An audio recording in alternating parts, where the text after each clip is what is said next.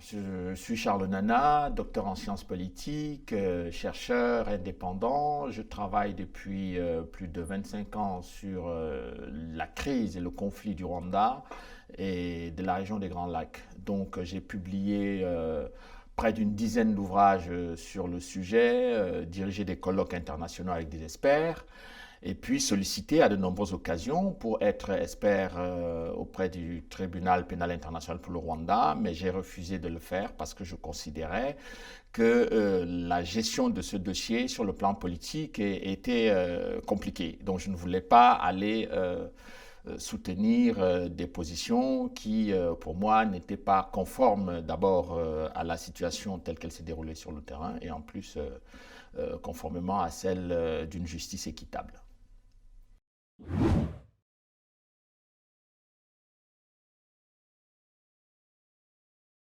Alors, le rapport du clerc est un rapport problématique pour moi. Je considère que c'est un rapport politique.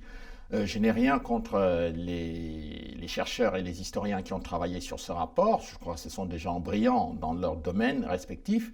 Mais j'ai noté par exemple que la plupart enfin je dirais pratiquement tous, ne sont pas des spécialistes de la région des Grands Lacs et n'ont pas de publications connues en Afrique ou sur le plan international dans cette région-là. Donc, si vous voulez, je ne sais pas pourquoi ça a été fait comme ça, mais j'ai l'impression, peut-être que parce que c'est l'Afrique, hein, vous imaginez en France, on peut faire une commission, par exemple, sur les relations franco-allemandes ou sur le rôle des crimes commis par l'Allemagne en France.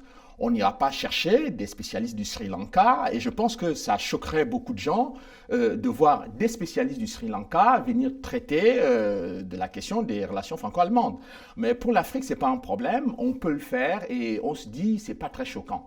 Mais pour les spécialistes et les experts, aussi bien qui sont en Afrique et dont beaucoup ont travaillé dans les plus grandes universités, françaises, britanniques, américaines, etc., ils sont choqués de voir le profil des membres de la commission. Mais moi, je ne lance pas la pierre aux membres de cette commission parce que ils ont fait ce qu'on leur a demandé de faire. Qu'est-ce qu'on leur a demandé de faire? Je pense qu'il est important que les gens sachent effectivement de quoi on parle. Le 5 avril 2019, le président Macron a adressé une lettre au professeur Duclerc, lui demandant précisément ceci, je cite, « Je souhaite que ce 25e anniversaire marque une véritable rupture dans la manière dont la France appréhende et enseigne le génocide des Tutsis, tournée vers une meilleure prise en compte de la douleur des victimes et des aspirations des rescapés. » Fin de citation. Alors, le problème, c'est qu'il parle de rupture dans la manière dont la France appréhende et enseigne le génocide des Tutsis. Moi, je ne sais pas de quelle France il s'agit, parce que vous avez dû entendre ces derniers temps que les anciens responsables français de l'époque ont des points de vue totalement différents, parfois divergents. C'est-à-dire que le Premier ministre Balladur n'est pas sur la même ligne, par exemple, que son ministre des Affaires étrangères, M. Juppé, qui a fait une publication dans Le Monde. Ils sont sur des lignes différentes. À l'époque, Balladur lui-même était sur des lignes différentes de François Mitterrand, mais dans toute cette situation-là, la gestion de la politique du Rwanda est renvoyé à une question de querelle intestine, de querelle domestique franco-française. Alors qu'en réalité, il s'agit d'un dossier géopolitique, d'un dossier dans lequel vous avez des Américains, etc. Donc, je continue, le président de la République ajoute dans sa lettre, conformément à l'engagement que j'avais pris le 24 mai 2018, lors de ma rencontre avec le président Paul Kagame à Paris, je tiens à ce que le génocide des Tutsis prenne toute sa place dans notre mémoire collective. Alors, c'est une très bonne chose. Le problème, c'est que le président Kagame, lui, il est acteur de cette affaire-là. C'est-à-dire qu'il est le représentant d'un groupe qui a mené le conflit avec l'autre groupe. Il était le représentant du groupe de la rébellion Tutsi, alors que le président Habyarimana était le représentant du groupe Hutu. Donc, Puisque le président Kagame a pris le pouvoir, donc manifestement, le président français prend des engagements vis-à-vis de celui qui a gagné, qui a remporté la victoire militaire. Donc qu'est-ce qu'on fait dans ce cas-là? On va faire un rapport qui sera à peu près conforme à ce que souhaite aussi ce président pour effectivement rapprocher les points de vue. Alors, il ajoute le président de la République. Cela doit d'abord passer par un approfondissement de notre connaissance et de notre compréhension de cette entreprise terrifiante de destruction humaine en vue de son enseignement en France et de l'éducation à la vigilance des jeunes générations. La mission d'étude, et ça c'est un point très important, la mission d'étude sur la recherche et l'enseignement des génocides et crimes de masse que vous avez présidé, il parle du président Duclerc, a imposé les premières pierres avec la décision prise d'écrire le génocide des Tutsis, d'inscrire le génocide des Tutsis au programme des classes terminales. Le problème ici, c'est qu'on va enseigner aux jeunes Français une affaire qui s'est déroulée à plus de 6000 km de la France, concernant des Rwandais, Hutus et Tutsis, mais on va faire part l'approche d'une seule catégorie de gens. Donc là encore, ça pose problème parce que pour les Rwandais, si vous avez le souvenir de ce qui était écrit par tous les chercheurs, dans les organisations internationales et bien entendu un certain nombre d'experts à l'époque, y compris dans les dossiers des Nations Unies, on disait que la tragédie du Rwanda est un génocide des Tutsis et des Hutus modérés. Donc aujourd'hui, si on ne veut parler que des Tutsis en laissant de côté les Hutus modérés, au moins les chercheurs doivent nous expliquer pourquoi on laisse de côté les Hutus modérés. Est-ce que les Hutus modérés ne seraient plus concernés par le génocide? Est-ce qu'il s'agit d'une erreur de formulation dès le début? Ou alors, est-ce qu'on considère simplement politiquement que cela est impropre? Alors, le problème, c'est qu'aujourd'hui, ce sont les Tutsis qui sont au pouvoir. Si les Hutus viennent au pouvoir demain, ils vont critiquer la France d'avoir pris parti pour un groupe ethnique. Et je rappelle qu'il y a quand même 3 groupes ethniques au Rwanda. Il y a les Tutsis minoritaires, il y a les Twa ultra-minoritaires, parce qu'avant les événements, ils étaient 1%, donc on ne sait pas s'ils sont aujourd'hui 0,2%, 5%, on n'en sait rien. Et puis il y a les Hutus qui sont majoritaires. Comment vous faites, si vous voulez que ces gens se réconcilient, de prendre parti pour un groupe ou de travailler sur la mémoire d'un groupe, alors qu'on nous dit que toutes les parties ont quand même souffert? Donc on est là devant une situation qui, de mon point de vue, pose problème, parce que dans les objectifs que le président de la République a assignés à la mission, il dit précisément ceci, je cite, « Offrir un regard critique d'historien sur les sources consultées ». Bon, c'est très bien. Analyser le rôle et l'engagement de la France au cours de cette période en tenant compte du rôle des autres acteurs engagés au cours de cette période. Le problème, c'est que cette partie-là entre en conflit avec la première partie, qui est celle de l'engagement pris auprès de Kagame. Comment les historiens peuvent-ils présenter tous les acteurs du conflit lorsque Paul Kagame lui-même était un acteur du conflit? Donc vous voyez que la lettre de mission là, elle est très difficile à gérer. Il ajoute un autre point de la mission que je trouve aussi très important pour la recherche. Il dit cette mission doit contribuer au renouvellement des analyses historiques sur les causes du génocide des Tutsis. Jusqu'à présent, moi je n'ai pas vu le renouvellement, si vous voulez, des analyses historiques. On a critiqué par exemple le rôle de la France. Avant, on nous dit oui, la France n'a pas participé, n'est pas impliquée dans le génocide, mais il a commis des fautes graves ou une sorte d'aveuglement. Mais on ne nous dit pas avec précision qu'est-ce que c'est que cet aveuglement. Généralement, l'aveuglement, c'est le François Mitterrand. Bon, moi, je suis un peu surpris parce que quand vous regardez les lettres échangées entre le président Mitterrand et le président Habyarimana, il n'y a à aucun moment un élément qui puisse justifier un aveuglement du président Mitterrand. C'est même d'autant plus curieux qu'à l'époque, tout le monde, même les adversaires de François Mitterrand, il avait tous les défauts sur le plan politique, mais même ses adversaires lui reconnaissaient quand même une certaine intelligence politique. Donc quel est l'intérêt de ce monsieur qui a un cancer de la prostate de se retrouver en 1994 en train de vouloir participer ou encourager à des massacres ethniques au Rwanda? Qu'est-ce que ça lui rapporte sur le plan géopolitique? Qu'est-ce que ça lui rapporte sur le plan diplomatique, sur le plan militaire ou sur même le plan de sa réputation d'homme politique. Donc, si vous voulez, vous avez, quand vous posez des questions rationnelles dans cette affaire-là, vous avez du mal à trouver la cohérence et la logique qui conduit à mener tel ou tel type d'action politique.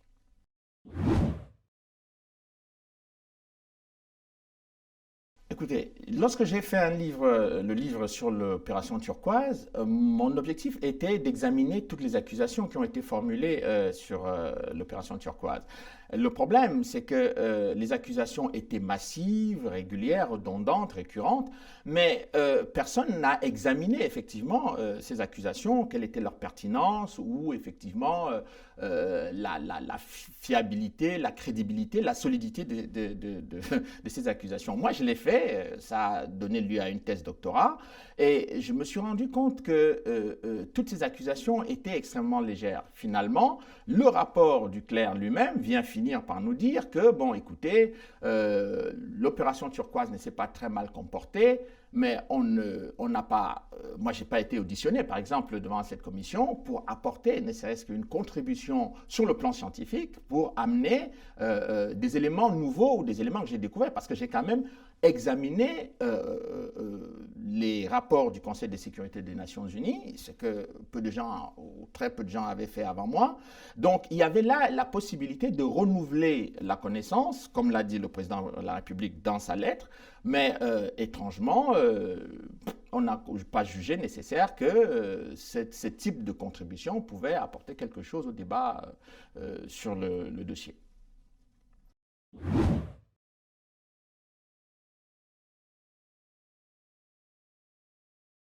Alors, j'ai rendu hommage à Pierre Péan parce que c'est un combat que nous avons mené ensemble pendant plus de 20 ans, avec des hauts et des bas. Quand c'était très dur pour Pierre Péan, il m'appelait, on échangeait longuement au téléphone. Quand c'était très dur pour moi, je l'appelais, on échangeait. Et donc, on a vécu en quelque sorte ensemble les différentes épreuves que l'on peut vivre dans la solitude du chercheur et de l'écrivain dans ce dossier-là. Et donc, le problème, c'est que ce qu'on dit, on a même accusé Pierre Péan d'être raciste, c'est aujourd'hui on accuse Natacha Polony également à peu près des mêmes choses.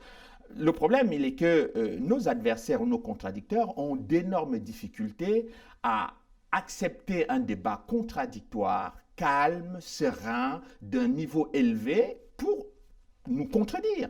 Alors, ils nous jugent complotistes. Bon, je vais vous dire deux choses. La première chose, c'est que sur l'attentat, parce que Pierre Péan a travaillé comme moi sur l'attentat, on se rend compte, par exemple, que dans une note de la DGSE que j'ai sous les yeux, qui date du 22 septembre 1994, et citée dans le rapport de la commission du clerc, ils mettent en cause, bon, elle évoque les hypothèses sur la responsabilité du président Habyarimana, la responsabilité de ce qu'ils appellent les extrémistes Hutus du camp Habyarimana dans l'attentat contre leur chef d'État. Bon, à l'époque, donc je vois une note du ministère de la Coopération que j'ai sous les yeux qui dit « Ce papier qui circule dans le tout Paris est inexact. Comment est-ce que le colonel Sagatois, qui était donc le chef de la garde présidentielle, il aurait donc été tué dans l'avion par sa propre famille, point d'interrogation, et Habyarimana. C'est-à-dire que les extrémistes Hutus qui considéraient eux-mêmes Habyarimana comme un des leurs, ils vont décider de tuer Habyarimana pour que le pouvoir revienne à leurs adversaires politiques. C'est d'une stupidité incroyable. Et on a l'impression que les gens qui rédigent ce genre de rapport n'ont pas de connaissance réelle des enjeux qui se déroulent au Rwanda à ce moment-là. Et ce document est cité dans le rapport du clerc, sans nuance. Et s'il m'avait peut-être interrogé, je serais venu avec la nuance qui a été faite par le conseiller technique du ministère de la Coopération. Donc vous voyez que les accusations contre Péan, contre moi de négationnisme ne servent à rien, d'autant plus que dans le même document, on dit par exemple qu'une personne qui était le responsable du réseau Zéro et notamment le colonel Bagosora sont accusés effectivement d'avoir planifié le génocide. Or, le tribunal pénal international a acquitté, mais totalement ce monsieur de tous les chefs d'accusation en 2009. Et Bagosora lui-même a été acquitté du chef d'accusation de la planification. Mais quand vous êtes chercheur, que vous avez une décision du tribunal pénal international qui arrive, que vous mettez en évidence, et que les auteurs de ce rapport ne reprennent pas, parce qu'ils ne citent pas ce monsieur en disant qu'en 2009, il a été acquitté du chef d'accusation de planification. Mais donc, quand vous le dites, on vous accuse de négationniste. Et d'ailleurs, il y a un auteur britannique, Barry Collins, qui a travaillé pendant 10 ans au sein du tribunal pénal international, qui a écrit un livre, fait une thèse doctorat intitulée Le mythe de l'Akazu, le mythe des planificateurs du génocide. Mais on le traite de négationniste, simplement parce qu'il a fait un travail scientifique sur le sujet. Donc voilà un peu le type de choses devant lesquelles on est confronté depuis des années en France, et il est difficile d'expliquer aux gens calmement, très calmement, que nous ne nions pas le génocide, nous ne sommes pas là, il faut être stupide pour dire que le génocide n'a pas existé au Rwanda, etc. Mais personne ne le dit. Mais nous disons que les choses ne se sont pas passées comme vous le dites, et prenez en compte l'évolution de l'histoire dans le temps, y compris ce qui est dit devant le tribunal pénal international, pour rendre public et permettre aux gens d'avoir une compréhension claire et large des enjeux.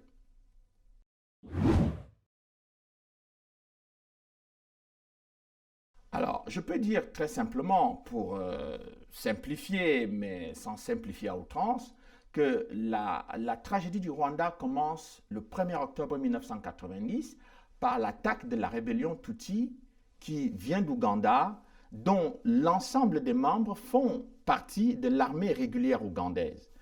L'objectif de ces Tutsis, de ces réfugiés Tutsis qui étaient en Ouganda, était de reprendre le pouvoir au Rwanda par les armes, c'est-à-dire de renverser le régime en place au Rwanda.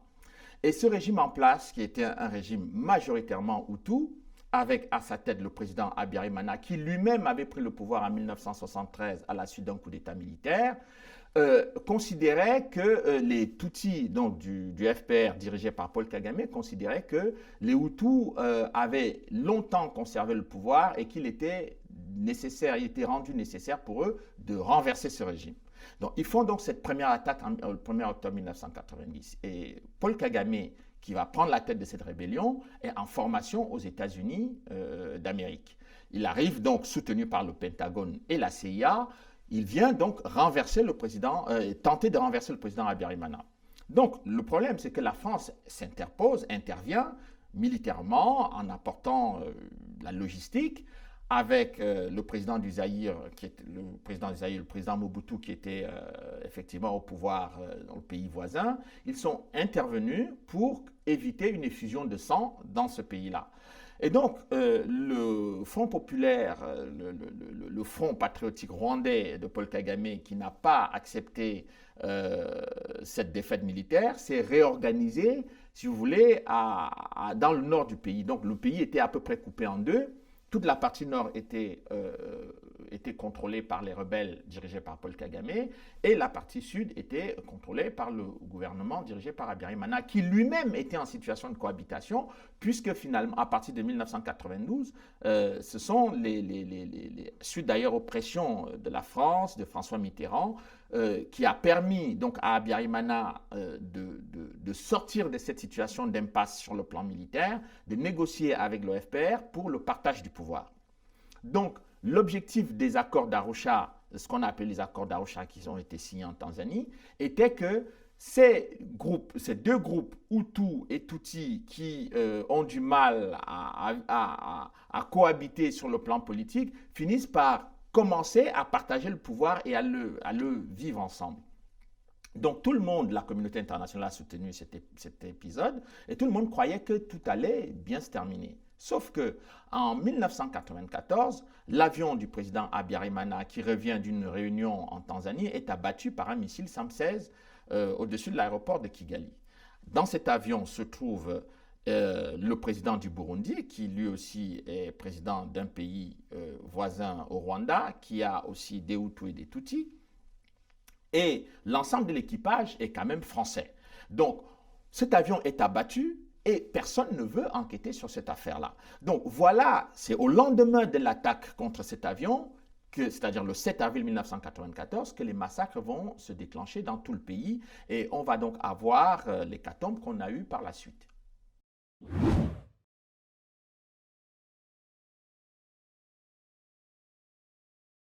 Alors, l'assassinat du 6 avril 1994 contre deux chefs d'État africains, et l'ensemble de l'équipage français, leurs collaborateurs des deux chefs d'État, est quand même l'élément central de ce dossier du dossier du Rwanda. C'est-à-dire que si on ne sait pas qui sont les gens qui ont tiré sur cet avion, on ne sait pas qui en a été le bénéficiaire et surtout à quoi cela a servi. Mais lorsqu'on analyse les choses, on se rend compte que dès le début de cette affaire, eh bien, il y a des rumeurs qui circulent. Tantôt on dit que c'est l'OFPR dirigé par Paul Kagame qui a abattu. Tantôt on dit que ce sont les extrémistes Hutus qui ont abattu l'avion. Mais lorsque cette affaire arrive devant le tribunal pénal international pour le Rwanda, on s'attend quand même à ce que cette juridiction internationale fasse la lumière sur cette affaire. D'autant plus que dans le mandat du tribunal pénal international, il était question de faire la lumière sur tous les crimes qui avaient été commis au Rwanda entre le 1er janvier et le 31 décembre 1994. L'attentat ayant eu lieu le 6 avril 1994, logiquement, le tribunal devrait s'emparer de ce dossier et essayer de montrer en quoi est-ce que cet événement a sémé cette pagaille dans l'ensemble du territoire rwandais. Il se trouve que la première réaction des procureurs était de dire que non, l'attentat ne relève pas de notre compétence. Ça a été le cas du magistrat Goldstone, ça a été ensuite le cas de Louis Arbour, mais il se trouve que j'ai rencontré l'un des premiers enquêteurs australiens, qui est un avocat australien, Michael Regan, qui a enquêté sur cette affaire de façon discrète, mais mandaté par le tribunal et au sein du bureau du procureur. Donc, il m'a expliqué qu'à un moment donné, il avait rassemblé des éléments de preuve montrant quand même que c'était le FPR de Paul Kagame qui avait abattu l'avion. Et il a d'autant plus retrouvé des témoins au sein du FPR qui étaient prêts à témoigner devant le procureur, qu'il a sollicité l'aide et le soutien, la sécurité de ces gens. Mais il s'est vite rendu compte que pour que ce dossier soit traité, il faut que les témoins soient protégés. Et il a rendu compte directement au procureur Madame Arbour de cette affaire-là, qui avait échangé avec lui sur une ligne sécurisée à Kigali, au sein de l'ambassade des États-Unis.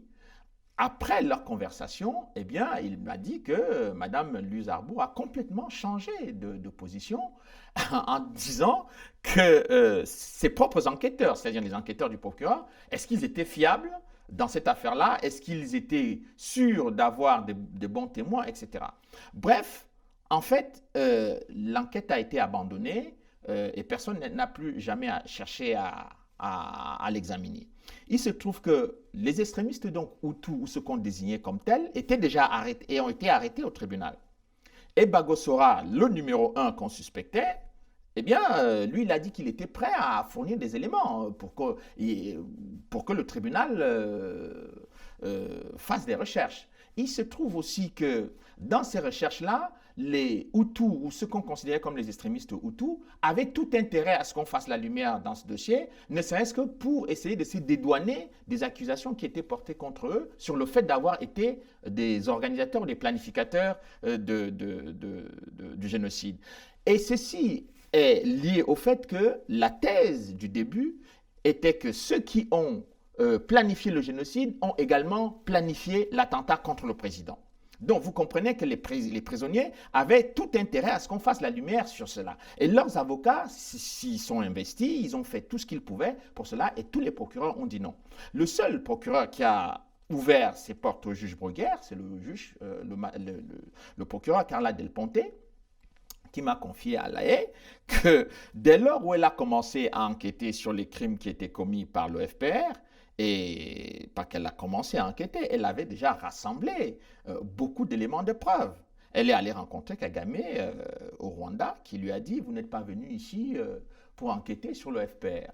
Donc voilà, au bout de quelques temps, Carla Del Ponte a perdu son poste de procureur. Et l'argument qu'on a donné à Carla Del Ponte était de dire que finalement, elle avait une surcharge de travail parce qu'elle pilotait le dossier de l'ex-Yougoslavie et le dossier du Rwanda.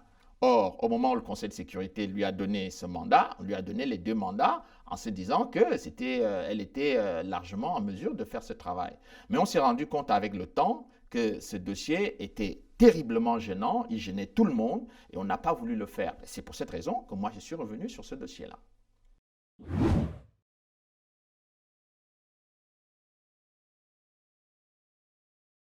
Alors, l'enquête du juge Bruguière dans ce dossier, il faut rappeler quand même qu'elle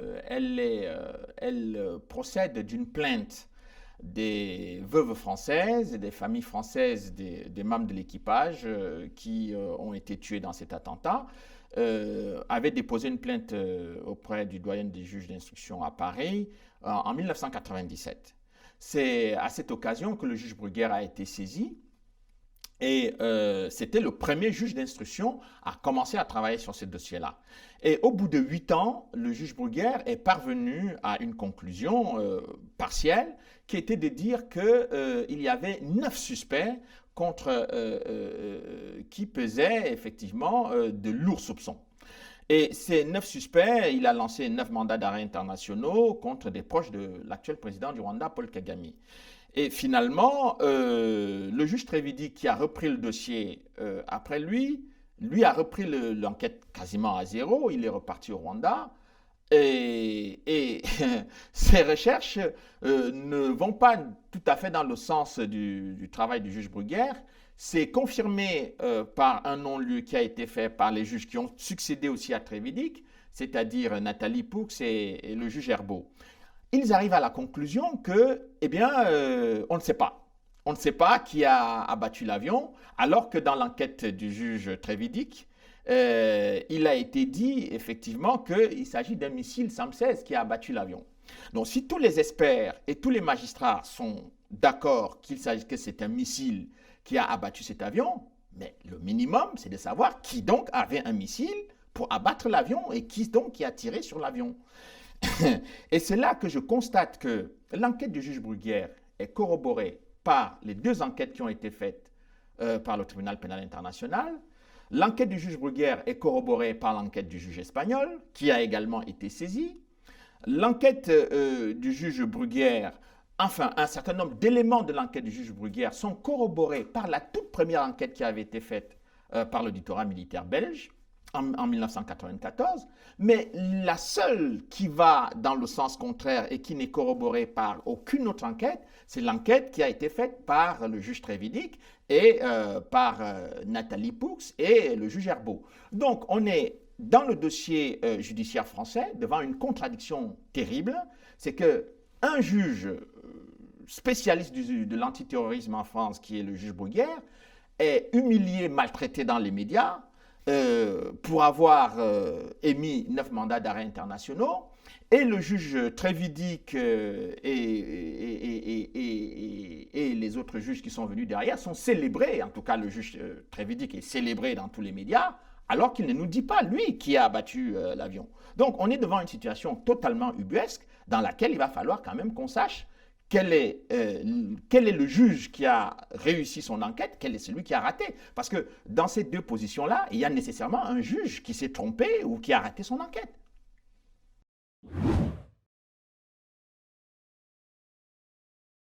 Alors, moi, je ne pourrais jamais utiliser le terme complot dans cette affaire-là, parce que, bon, déjà, je suis soupçonné de négationnisme. Si je dis qu'il y a un complot, on va dire qu'il est complotiste. Non, je n'utilise pas ce genre de vocabulaire qui, d'ailleurs, n'apporte rien à la recherche, ne participe pas à l'approfondissement des connaissances, comme le dit le président de la République dans sa lettre de mission à Duclerc. Mais je pense qu'il est important que les gens se posent des questions. Et j'ai appris dans mes premières années d'université que le doute, c'est que Descartes appelait le doute méthodique, était très important dans la recherche universitaire. La connaissance, le début de la connaissance, on commence à rentrer dans la connaissance avec le doute. Si on commence par des certitudes, eh bien, je crains qu'on aille complètement dans le mur. Et moi, comme Pierre Péan, on a toujours douté de ce qui se passait, mais pas parce que nous sommes des sceptiques éternels, mais c'est simplement parce que pour mieux comprendre, il faut aussi se débarrasser de ses propres préjugés. Parce que moi, j'ai des préjugés, mes contradicteurs ont des préjugés. Mais donc, ce qui est intéressant dans cet échange-là, c'est la possibilité que chacun se débarrasse un tout petit peu de ses préjugés pour qu'on aille vers la connaissance. Et le blocage dans le dossier du Rwanda, c'est qu'on ne veut pas que les gens débattent de façon calme et sereine pour aller vers cela. Et je constate, je suis obligé de constater, hélas, que les entraves à la justice dans le dossier français ont été nombreux depuis l'arrivée du président Sarkozy. Et depuis l'arrivée surtout de Bernard Kouchner au Quai d'Orsay, donc qui était finalement un proche de Paul Kagame et qui l'a rencontré, il ne s'en cache pas dans ses publications.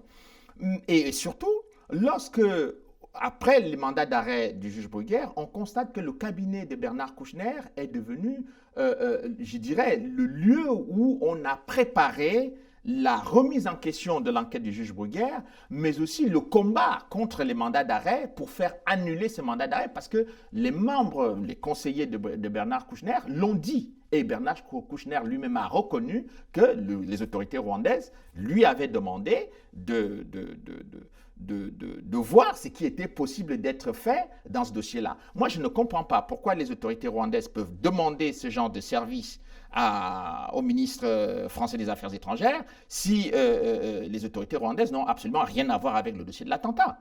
Donc si, comme on l'a dit dans les rapports qu'ils ont publiés qui accusent la France, ils disent que non, c'est une affaire des extrémistes Hutus, mais pourquoi ne pas donner les noms des extrémistes Hutus qui ont abattu l'avion pour que la justice avance et pour qu'on puisse les arrêter? Enfin, il y a quand même 3 Français qui sont morts dans cette affaire. Il y a des veuves françaises, il y a des familles françaises qui ont souffert aussi d'avoir perdu les leurs dans cette affaire-là. Mais qu'est-ce que c'est que ce marchandage qu'on est en train de faire pour des gens qui n'ont absolument rien à se reprocher? Et ça, c'est une question que je pose et à laquelle je demande qu'on nous donne des réponses.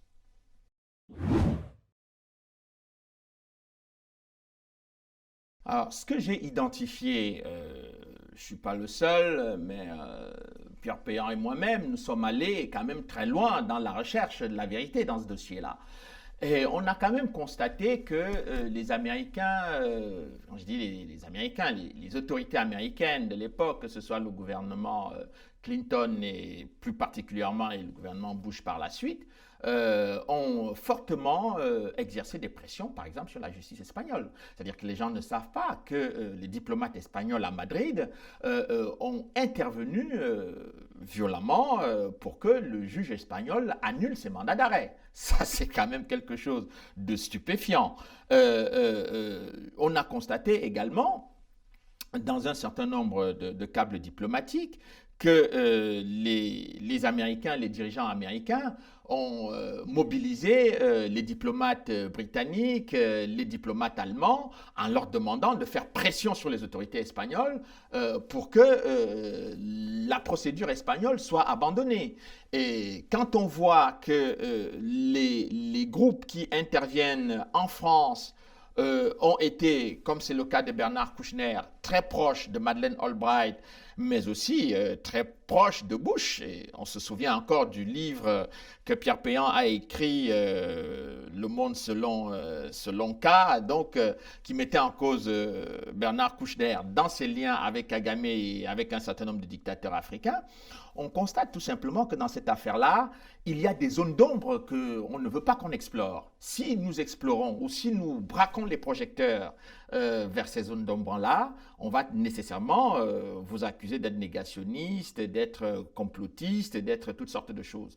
Mais au lieu de passer le temps à nous attaquer violemment, à nous insulter, à nous traiter de tous les noms d'oiseaux, il serait quand même plus intéressant que nous venions tous ensemble participer à l'évolution des connaissances sur le dossier du Rwanda, à faire organiser dans les médias français, il me semble encore que les médias français sont libres, enfin, j'ose l'espérer, organiser des débats de haut niveau pour que les scientifiques français, britanniques, américains, qui ont travaillé pour les uns 10 ans, d'autres 15 ans, d'autres 20 ans sur le dossier, permettent aux gens de comprendre ce qui s'est réellement passé pour qu'on ait une tragédie, l'une des plus grandes tragédies que l'Afrique ait connue.